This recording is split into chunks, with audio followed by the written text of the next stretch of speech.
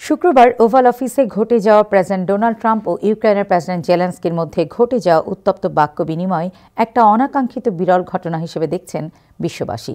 President Trump ও জেলেনস্কির এই বাকবিতণ্ডাকে দুই দেশের মধ্যে সম্পর্কের প্রকাশ্য ভাঙন হিসেবে দেখছে পশ্চিমা সামরিক জোট নেটোর সদস্য দেশগুলো। বিস্তারিত দেখুন রিপোর্টে।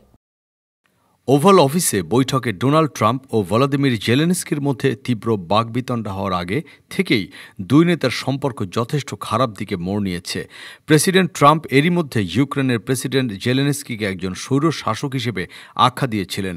তিনি বলেছিলেন, একটা মিথ্যার ওপর রাশিয়ার সঙ্গে যুদ্ধ শুরু করেছে ইউক্রেন। ট্রাম্পের পূর্বসূরি বাইডেনের পৃষ্ঠপোষকতায় ৩ বছর ধরে গড়ে ওঠা যুক্তরাষ্ট্র ইউক্রেন জোট এখন টুকরো হয়ে গেছে। ইউক্রেন ছাড়াও ইউরোপীয় দেশগুলোর নিরাপত্তায় যুক্তরাষ্ট্রের প্রতিশ্রুতি নিয়েও এখন আরও অনেক সংশয় ও প্রশ্ন দেখা দেবে।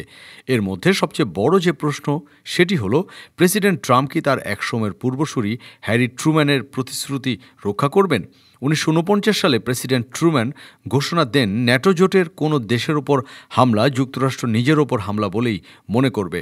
রাশিয়ার প্রেসিডেন্ট ভ্লাদিমির পুতিনের সঙ্গে জোরালো সম্পর্ক পুনঃপ্রতিষ্ঠার দৃশ্যত ট্রাম্পের যে তীব্র আগ্রহ, তার ভিত্তিতেই এসব উদ্বেগ জন্ম নিচ্ছে।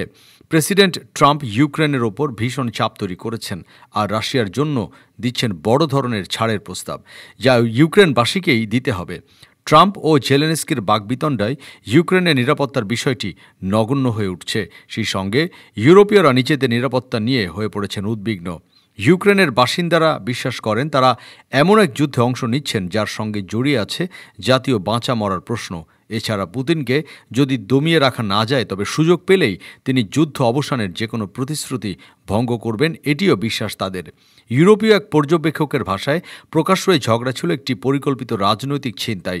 এর উদ্দেশ্য হয় জেলেনস্কিকে যুক্তরাষ্ট্রের ইচ্ছেমতো কাজ করতে বাধ্য করা, অথবা এমন একটি সংকট তৈরি করা যাতে পরবর্তী সময়ে যা কিছু ঘটবে তার জন্য জেলেনস্কিকে দোষারোপ করা যায়। ট্রাম্প যদি এ ঝগড়ার জেরে ইউক্রেনে সামরিক সহায়তা বন্ধ করে দেন, তবু ইউক্রেন যুদ্ধ চালিয়ে যাবে। এখন প্রশ্ন হলো, তারা এই যুদ্ধ কতটা কার্যকরভাবে ও কত দীর্ঘ সময় চালিয়ে যেতে পারবে, সেটিই দেখার অপেক্ষা। Desk report, time television, new York.